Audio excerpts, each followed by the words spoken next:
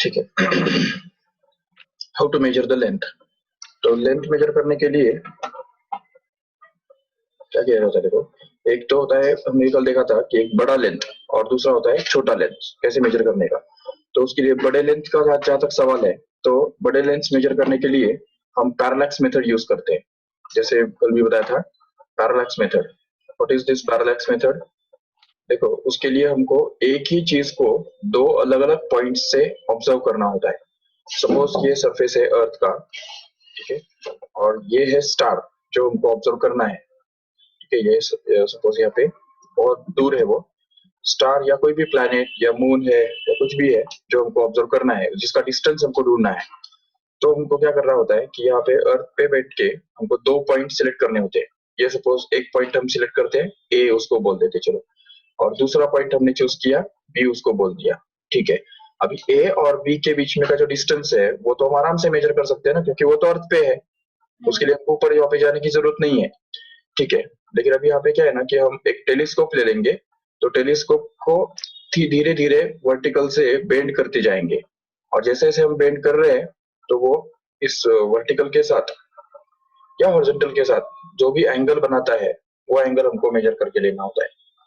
देखो जैसे यहाँ पे अगर हम सपोज हमने यहाँ से टेलीस्कोप को स्टार्ट किया और धीरे धीरे हम उसको बेंड करते चले गए, और जैसे जैसे हम ये बेंड कर रहे हैं टेलीस्कोप को, तो ये जो कभी ना कभी जो है ये स्टार हमारे पाथ ऑफ विजन में आएगा कि नहीं, जरूर।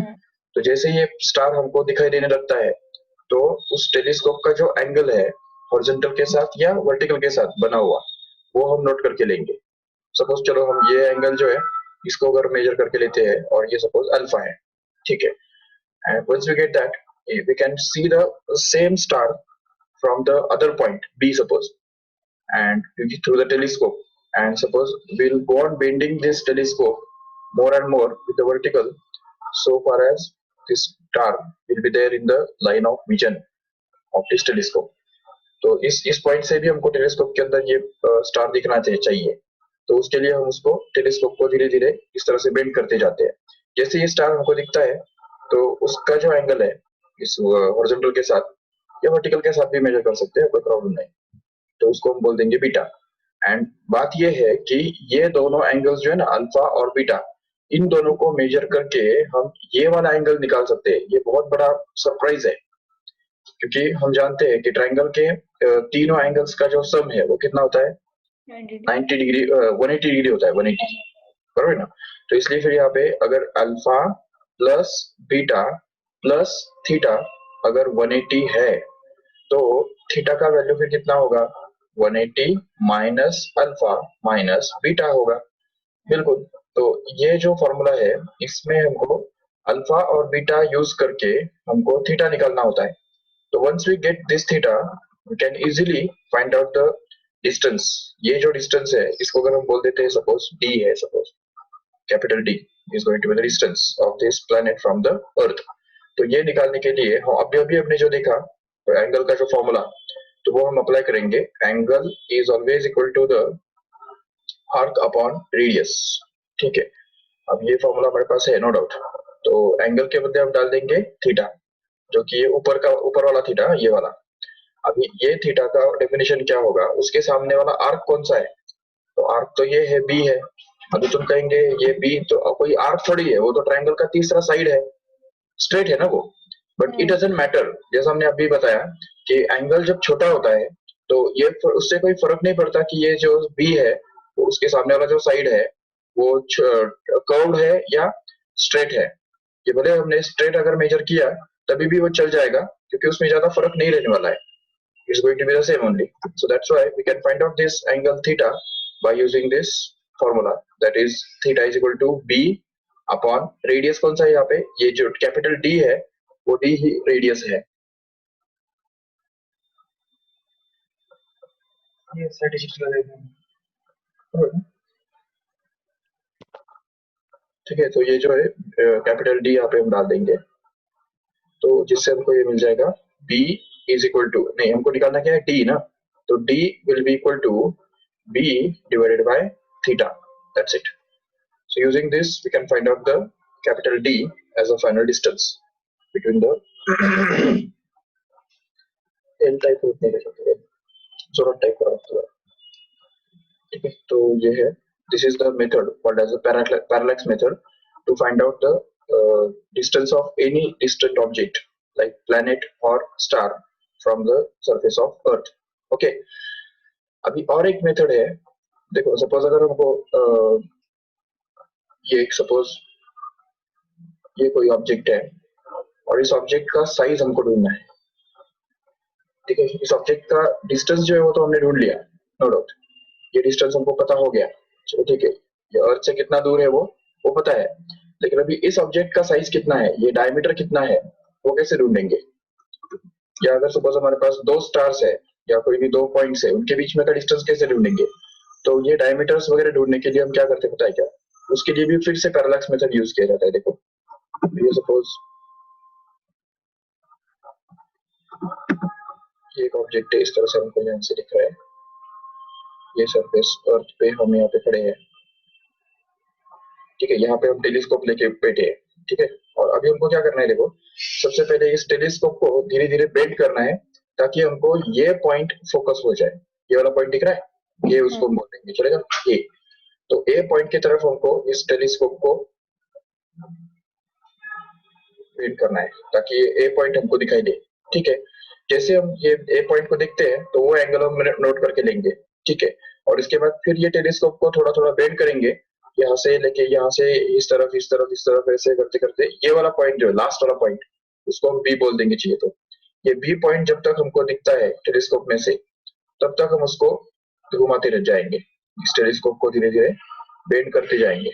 और जैसे ये बी पॉइंट हमको दिखता है तो वहां पे हम रोकेंगे और वो वाला जो एंगल है वो मेजर करके लेंगे, जिससे हमको ये एंगल पता चल जाएगा। समझे ठीक से? अब इसको अल्फा नहीं बोलने का, इसको अल्फा अल्फा बोल देंगे, अब थीटा मत बोलना, थीटा क्योंकि यहाँ पे फिर यहाँ पे भी है और यहाँ पे भी है तो कंफ्यूज हो जाएगा ना तुमको कौन सा अल्फा कौन सा थीटा। तो इसलिए फिर क्या करेंगे, इसको अल्फा बोल देंगे।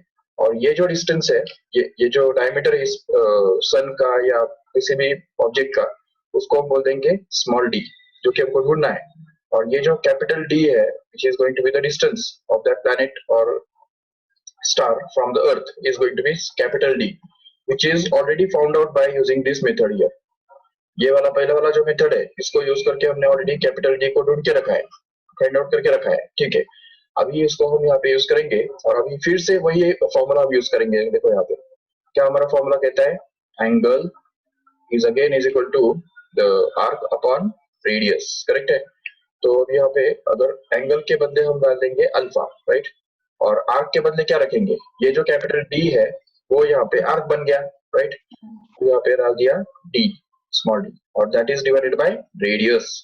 तो ये रेडियस जो है वो यहाँ पे हम डाल देंगे कैपिटल डी।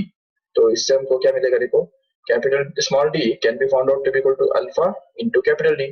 अब यहाँ पे देखो अल्फा तो हम यहाँ पे मेजर कर सकते हैं क्योंकि हम यहाँ पे टेलीस्कोप को ही थोड़ा बेंड करके उसको अलग अलग पॉइंट्स के साथ इसको मैच कर रहे हैं, इसलिए टेलीस्कोप को कितना हमने टर्न किया वो एंगल तो टेलीस्कोप में से हमको पता चल जाएगा ना आराम से, नो डाउट।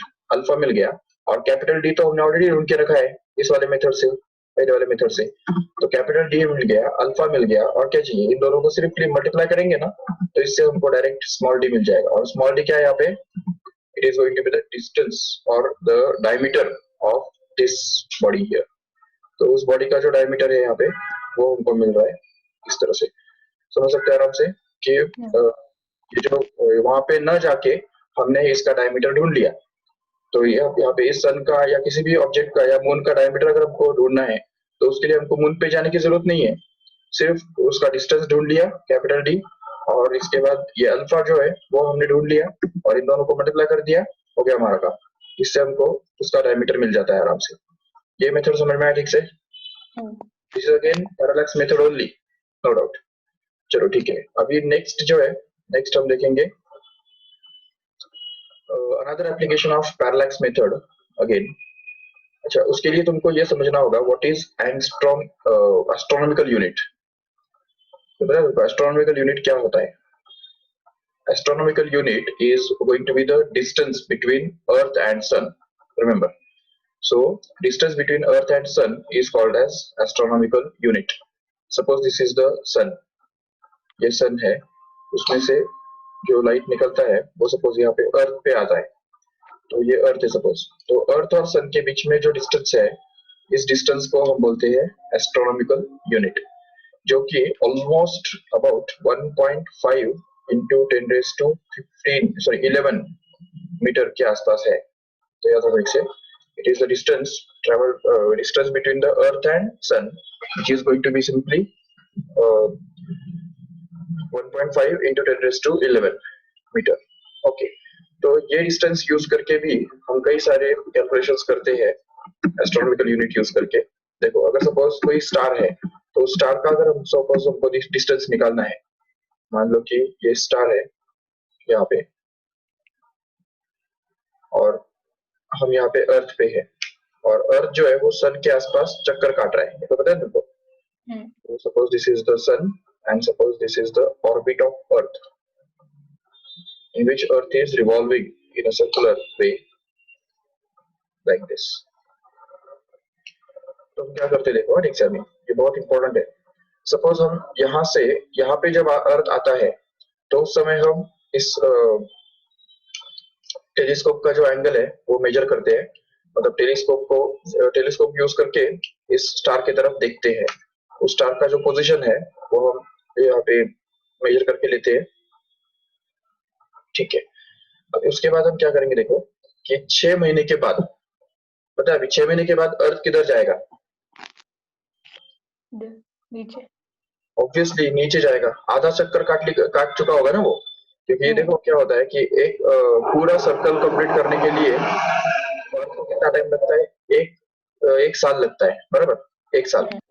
तो अभी 1 साल के अंदर वो अगर यहाँ पे है तो वापिस अर्थ यहाँ पे आ जाएगा, ठीक है। लेकिन 6 महीने के बाद अगर देखेंगे तो पूरा आधा सर्कल कंप्लीट करके वो एग्जैक्ट अपोजिट पॉइंट पे आ जाएगा, जो डायमेट्रिकली अपोजिट पॉइंट है यहाँ पे। अभी हम क्या करेंगे, वही स्टार का पोजीशन इधर से टेलीस्कोप से मेजर करेंगे, और जैसे हम देखते हैं तो वो टेलीस्कोप हमको इस तरफ से यहाँ पे दिखाई देता है। स्टार का जो पोजीशन है वो जब हम देखेंगे तो अभी वो स्टार हमको ऐसे किसी पोजीशन पे दिखाई देगा। अभी इन दो पोजीशंस के बीच में जो एंगल है वो हमको ढूंढना है, that can be found out. तो मतलब अभी अभी हमने एक स्टार का पोजीशन ढूंढा, और 6 महीने के बाद उसी स्टार का पोजीशन अगर हमने ढूंढा, तो उन दोनों पोजीशंस के बीच में जो एंगल है, ये एंगल अगर हमको पता चल जाता है, ये सपोज हम निकाल लेते हैं डेल्टा, उसको बोल देते हैं, चलो ठीक है डेल्टा। तो अभी हम क्या करेंगे कि इस डेल्टा को यूज करके और ये डिस्टेंस को यूज करके, देखो ये जो पूरा डिस्टेंस है ये कितना है बताओ, ये तो एस्ट्रोनॉमिकल यूनिट के बराबर है ना, ये distance between earth and sun is astronomical unit, and this distance between the earth and sun is again astronomical unit। तो astronomical unit plus astronomical unit ये दोनों कितना, दोनों सेम ही है, तो ये टोटल कितना हो गया डिस्टेंस, 2 astronomical unit के बराबर हो गया, right, 2 times of astronomical units। and if you apply the formula that is angle is equal to arc upon radius again here also।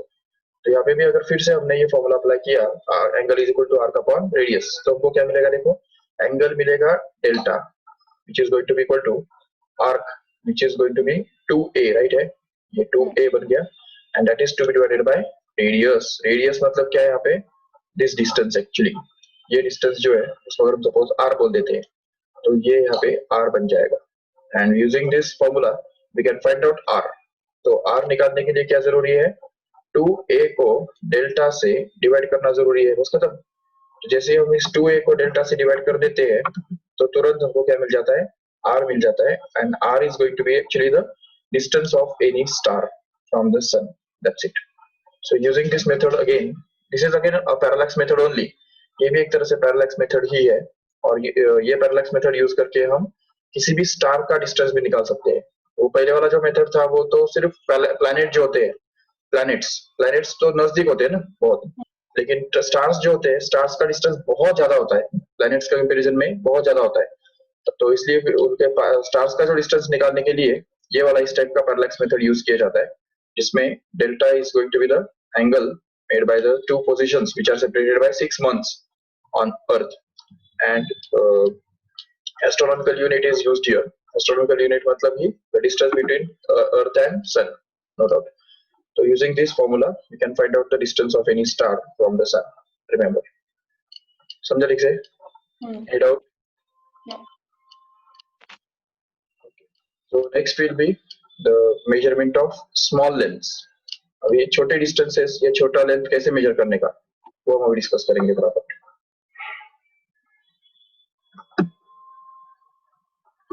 छोटा डिस्टेंस मतलब जैसे कि डिस्टेंस बिटवीन एटम्स और distance between electrons and so on. तो सबसे पहली बात जो है वो वर्नियर कैलिपर एंड जैसे कल भी बताया था माइक्रोमीटर स्क्रू गेज, ठीक है ना, माइक्रोमीटर स्क्रू गेज, ये दो इंस्ट्रूमेंट जो है वो हम यूज कर सकते हैं आराम से, लेकिन इनके भी अपने लिमिटेशंस है. जैसे कि अगर हम देखेंगे ठीक से तो वर्नियर कैलिपर का जो है लीस्ट काउंट होता है 0.01 सेंटीमीटर. मतलब देखो ठीक से, तुमको पता है हमारा जो स्केल होता है तो इस स्केल के ऊपर हमेशा डिविजन्स होते हैं. तो ये सपोज एक है, ये दूसरा, 3, 4, 5, 6, ये सब अलग अलग डिविजन्स है. ये 5 थोड़ा ज्यादा होता बड़ा होता है, 6, 7, 8, 9, 10, ये हो गया 1 सेंटीमीटर, राइट. ये 0 सेंटीमीटर है. अभी इसमें एक मिलीमीटर किसको बोलते हैं पता है ना? What is millimetre? ये देखो, ये 0 और ये 1 के बीच में जो डिस्टेंस है ना इसको बोलते हैं मिलीमीटर, राइट. तो अभी वो मिलीमीटर का अगर 10th पार्ट हम करेंगे, 10th पार्ट मिलीमीटर को अगर हम और 10 पार्ट्स में अगर डिवाइड करेंगे तो उससे जो बनता है उसको बोलते हैं 0.01 सेंटीमीटर. देखो ठीक से, तो ये जो है इसको और हमको 10 पार्ट्स में डिवाइड करना है. देख सकते हो ठीक से, actually it will be difficult actually. तो ये जो है इसको और 10 पार्ट्स में डिवाइड करना होगा आपको. तो उससे जो एक पार्ट बनेगा ना उतना लीस्ट काउंट होता है इस वर्नियर कैलिपर्स का. और माइक्रोमीटर स्क्रू गेज का लीस्ट काउंट कितना होता है पता है? इसका भी और 10th पार्ट, मतलब इसका और 10th पार्ट में अगर डिवाइड करेंगे इसको तो उतना होता है माइक्रोमीटर स्क्रू गेज का लीस्ट काउंट, जिसको हम बोल सकते हैं 0.001 सेंटीमीटर. मतलब सेंटीमीटर को, ये तो चलो हम यहाँ पे मिलीमीटर को 10 पार्ट्स में डिवाइड कर रहे थे बराबर. अब यहाँ पे मिलीमीटर को 100 पार्ट्स में डिवाइड करना पड़ेगा, 100. तो once we divide the millimeter into 100 parts, that will be the actually distance which can be measured by micrometer screw gauge. That is a minimum distance that can be measured by the micrometer screw gauge here. तो ये हमको अच्छी तरह समझना है, ठीक है. तो अभी using this micrometer screw gauge we can measure up to the 100th part of a millimeter, no doubt. But at the same time using this electron microscope or microscope, तो माइक्रोस्कोप यूज करके हम जो है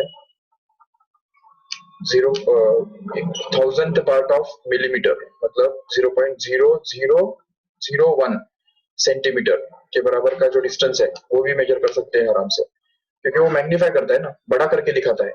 तो इसलिए फिर हम जो जितना वो बड़ा करके दिखाएगा उतने छोटे छोटे डिस्टेंसेस भी हम मेजर कर पाएंगे. और अभी लेटेस्ट इंस्ट्रूमेंट है electron microscope. Remember, so using electron microscope we can also find out the distance up to 10⁻⁻10 meters.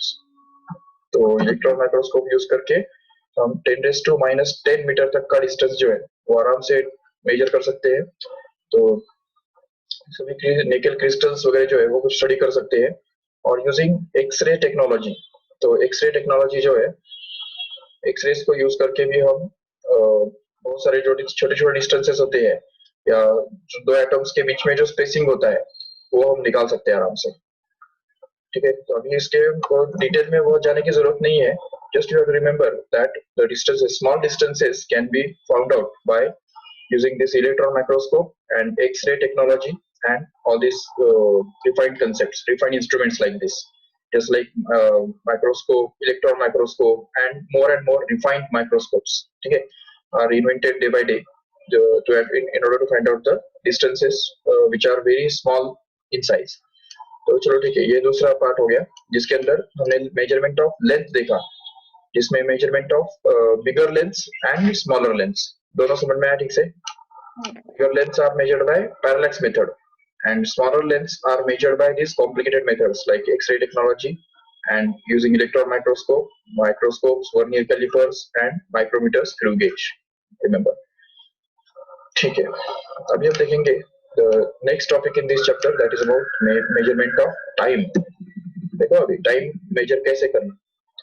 अभी तुम बोलेंगे टाइम मेजर करना कौन सी बड़ी बात है, हमारे पास तो घड़ी होती है, घड़ी यूज करके हम टाइम मेजर कर सकते हैं आराम से, उसमें कौन सी बड़ी बात है। बट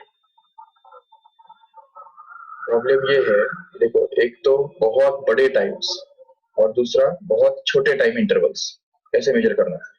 चलो ठीक है, ये घड़ी जो है, घड़ी भी हमने बनाया है, लेकिन कोई भी घड़ी ऐसा नहीं है जो हजारों साल तक चलता रहे, उसके लिए भी सेल लगता है। उसका जैसे सेल खत्म हो जाता है तो उसके बाद हमको उसको रिप्लेस करना पड़ता है।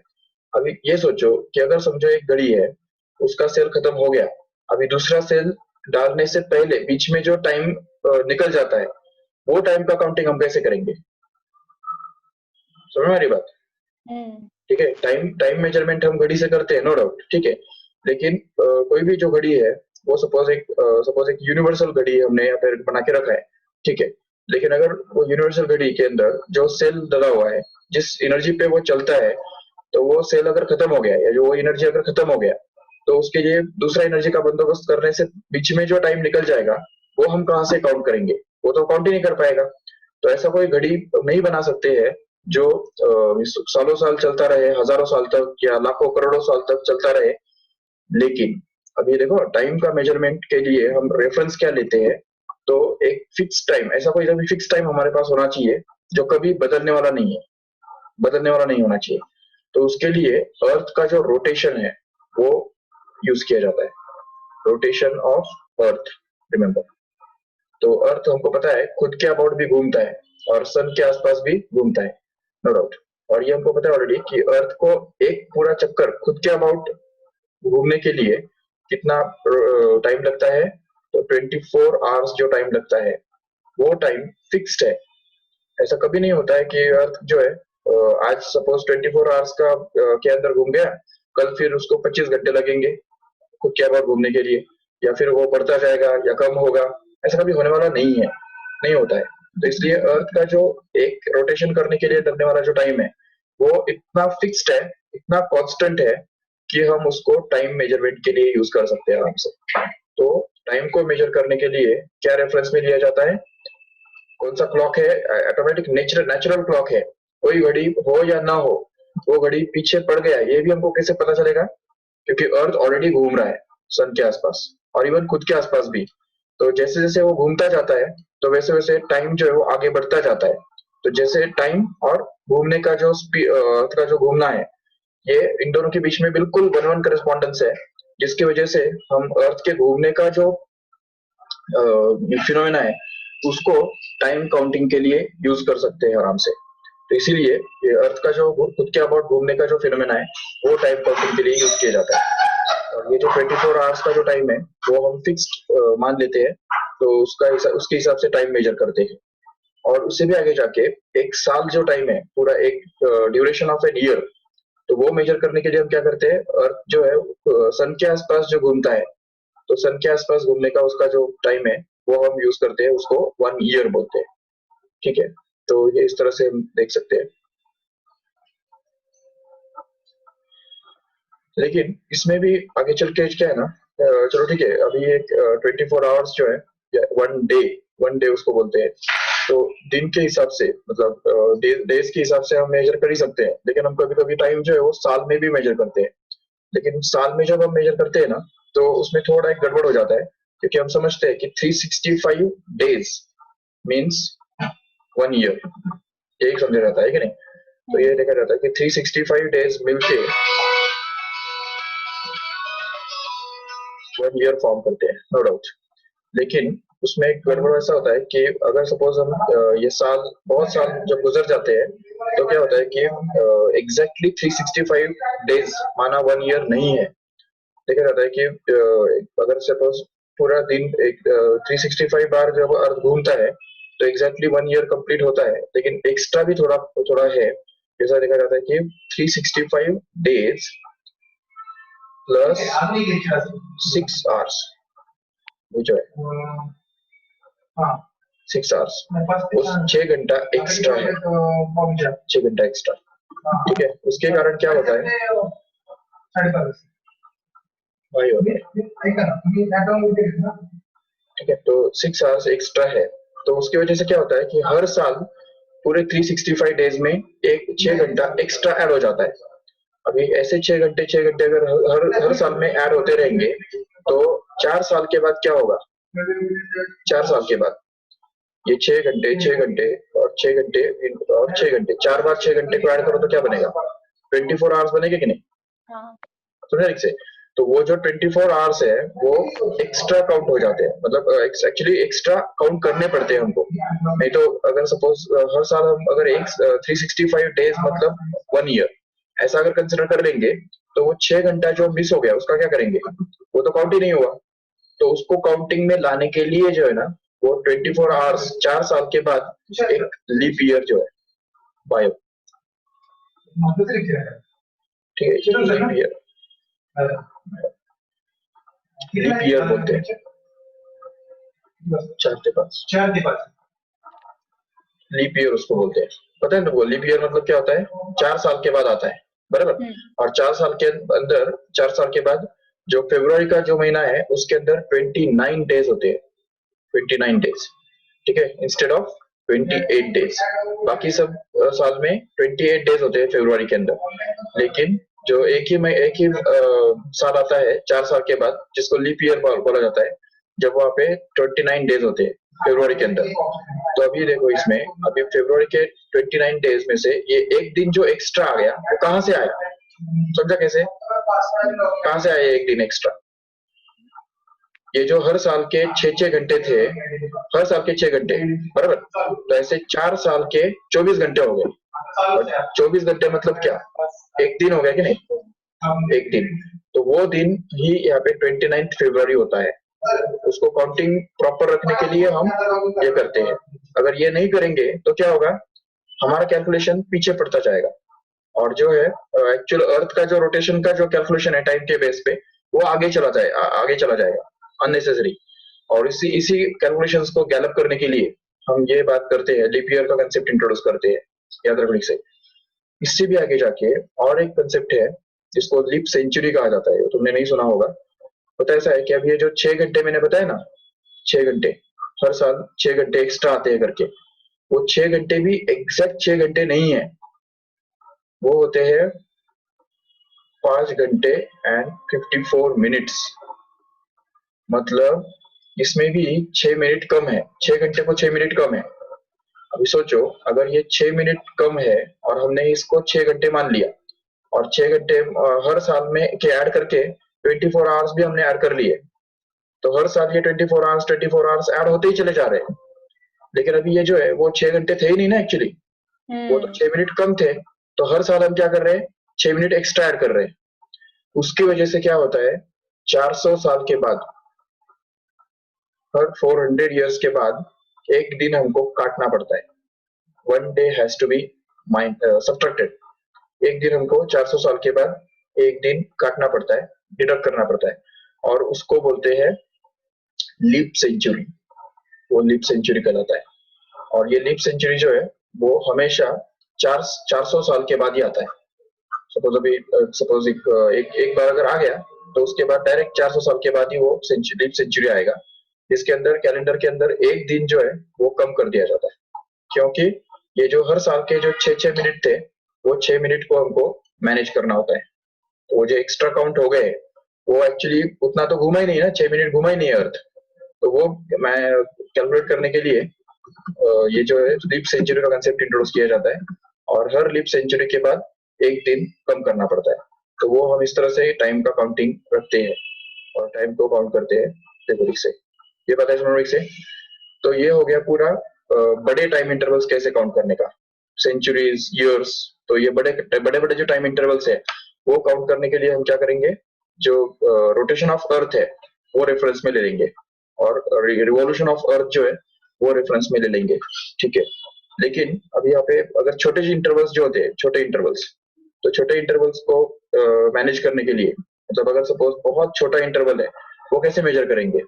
तो उसके लिए सीजियम एटम्स यूज करते हैं। सीजियम एटम्स के जो क्लॉक्स है, सीजियम क्लॉक्स भी बोलते हैं उसको, क्योंकि सीजियम एटम्स के जो एटॉमिक वाइब्रेशंस होते हैं, एटॉमिक वाइब्रेशंस, तो वो वाइब्रेशंस का जो फ्रीक्वेंसी है वो यूज करके हम ऐसे क्लॉक्स बनाते हैं जो 10⁻⁻8 सेकेंड्स तक का भी टाइम गैप मेजर कर सकते हैं आराम से। सोचो 10⁻⁻8 सेकेंड्स मतलब कितना छोटा टाइम इंटरवल हो गया। मतलब एक सेकेंड को अगर हम 1000 पार्ट्स में डिवाइड करेंगे तो उसको बोलेंगे 10⁻3 सेकेंड्स। अगर एक सेकेंड्स को बिलियन पार्ट्स में, सॉरी मिलियन पार्ट्स में अगर डिवाइड करेंगे तो वो हो गया 10⁻6 सेकेंड्स। उससे भी आगे जाके अगर हम एक सेकेंड को 10⁻8 पार्ट्स में अगर डिवाइड करेंगे तो उतना जो टाइम गैप है, उतना जो टाइम छोटा टाइम इंटरवल है, वो भी हम आराम से मेजर कर सकते हैं using this caesium clocks. Remember, so this type of cesium clocks are used in the laboratories where the refined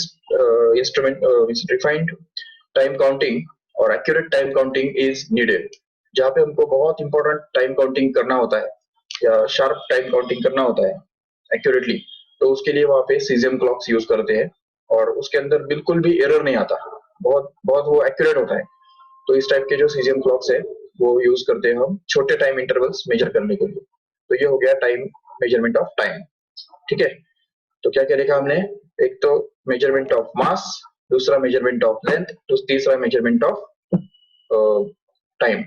इसमें सबसे पहले हमने देखा था मेजरमेंट ऑफ मास। उसके अंदर क्या देखा था? बड़े मास कैसे मेजर किए जाते हैं, याद करो एक बार। Parallax method. नहीं, मास मास, लेंथ की बात नहीं कर रहे, मास। बड़ा मास कैसे मेजर करते हैं?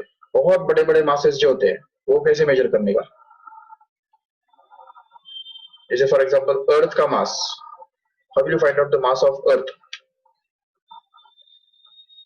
अर्थ को किसी तराजू में डाल के तो नहीं उसका मास मेजर कर सकते कि नहीं? हाँ। तो कैसे मेजर करेंगे अर्थ का मास? डेंसिटी, डेंसिटी का जो कंसेप्ट है वो यूज करते हैं। Density is equal to mass upon volume. ये कंसेप्ट यूज करके हम ये डेंसिटी निकालते हैं पहले किसी भी पत्थर का, और एक पत्थर का डेंसिटी निकालना माना एक तरह से अर्थ का डेंसिटी निकालने के जैसा है। और फिर अर्थ का मास निकालने के लिए अर्थ का जो डेंसिटी है उसको मल्टीप्लाई कर देंगे वॉल्यूम से, अर्थ का वॉल्यूम जो होता है उससे, ऑटोमेटिकली हमको क्या मिलेगा? मास ऑफ अर्थ मिल जाएगा। और दूसरा और एक टेक्निक यूज किया जाता है जिसको बोलते हैं न्यूटन्स लॉ ऑफ ग्रेविटेशन। याद है ना? Newton's law of gravitation. The force between the two objects is always given by the g m1 m2 upon r square. तो ये फॉर्मूला से हम फोर्स निकालते हैं, ग्रेविटेशनल फोर्स इसको बोल सकते हैं।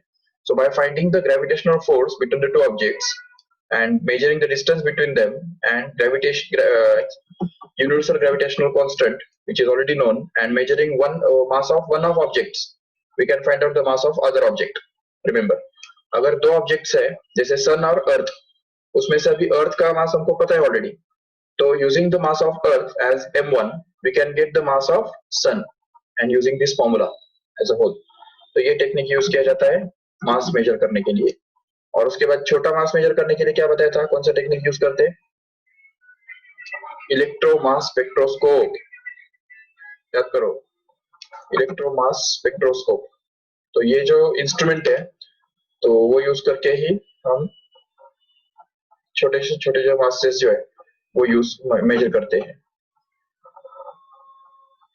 याद रखो, it is based on the concept or principle that the force is acting on the objects or charged particles when they move in the magnetic field. तो किसी भी चार्ज पार्टिकल को मैग्नेटिक फील्ड के अंदर से मूव करके उसका जो रेडियस ऑफ ऑर्बिट है वो रेडियस ऑफ ऑर्बिट नोट करके हम उसके ऊपर का मास निकालते हैं। कोई भी छोटे छोटे जो ऑब्जेक्ट्स है, इलेक्ट्रॉन, प्रोटॉन, एटम, न्यूक्लियस, इनके जो मासेस है वो ये फॉर्मूला यूज करके और इलेक्ट्रोमास स्पेक्ट्रोस्कोप यूज करके निकाले जाते हैं। याद रखो, ये हो गया मास का। लेंथ के बारे में क्या बताया था? Bigger lengths are measured by parallax method, no doubt. and smaller lengths are measured by vernier calipers, micrometer screw gauge, microscope, and electron microscope and X-ray technology. Okay, and तीसरा जो भी देखा टाइम, मेजरमेंट ऑफ टाइम. तो बड़े time intervals कैसे measure करते हैं? Using the rotation of earth and revolution of earth around the sun. And छोटे टाइम इंटरवल्स कैसे मेजर करेंगे? Using caesium clocks. Okay, caesium clocks use करके. ठीक है, तो लगता है ये हम यहाँ पे स्टॉप करेंगे.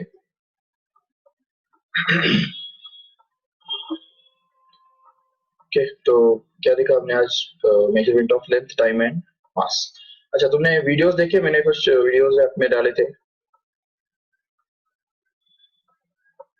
प्रतीक्षा,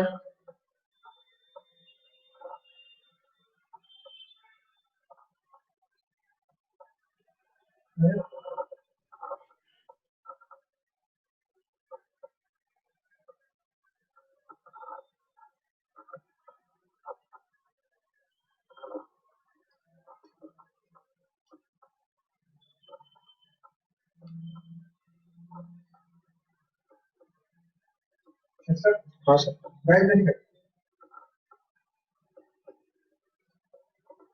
अच्छा, तुमने वीडियो देखे जो ऐप में डाले थे? अनम्यूट करो ना, अनम्यूट करो, अनम्यूट.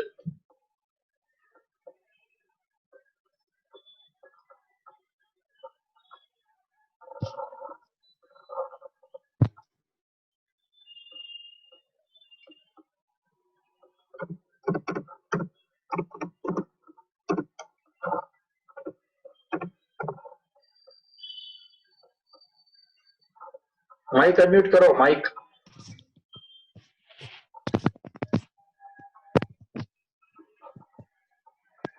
हेलो, सुनाई दे रहा है मैं क्या बोल रहा हूँ?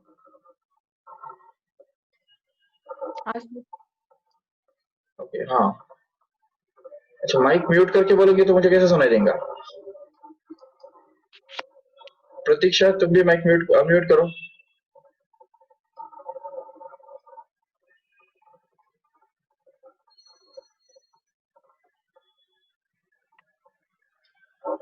प्रतीक्षा, तुमको सुनाई दे रहा है क्या?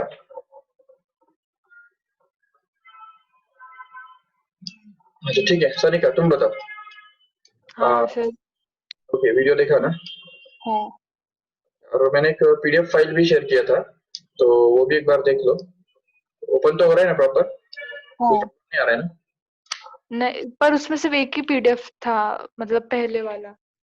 हाँ, First. Measurements, units and measurements का ना? तो उसमें ही है क्या वो? हाँ हाँ, वही. अच्छा, मुझे लगा दो दो पीडीएफ. नहीं नहीं नहीं, वही एक ही है. वो वही तुमको उसमें भी नीचे भी दिखता है फिजिक्स सेक्शन में, और वही पीडीएफ तुमको इधर भी दिखाई देता है, स्टडी मटेरियल में भी दिखाई देता है. ठीक है. अभी तो फिलहाल ऑलरेडी वो बहुत ब्लैंक है, अभी ज्यादा कुछ उसमें भरा नहीं है. 12th का ऑलमोस्ट बहुत बहुत कुछ भरा हुआ है. 11th का अभी तक कुछ ज्यादा भरा हुआ नहीं है. तो जैसे जैसे आगे बढ़ेंगे तो वैसे वैसे भरते जाएंगे. ठीक है. और टेस्ट भी मैंने डाला था एक, लेकिन वो टेस्ट अभी तो प्रिपेयर मत करो, क्योंकि अभी तुम्हारा चैप्टर पूरा नहीं हुआ है. एक नहीं, तो जैसे चैप्टर कंप्लीट हो जाएगा तो उसके बाद वो टेस्ट को देना होगा, ऑनलाइन वाला. चलेगा, ठीक है. फिर हम स्टॉप करते हैं यहाँ पे, और 4 बजे फिर वापस ज्वाइन कर लो बायो के लेक्चर के लिए. ठीक है. कौन सा चैप्टर स्टार्ट किया मैम ने? मैम ने कल इंट्रोडक्शन दिया, हाँ आज हाँ, first chapter. Right right right, chapter start करने वाला है. ओके, ठीक है फिर. Thank you. Thank you sir.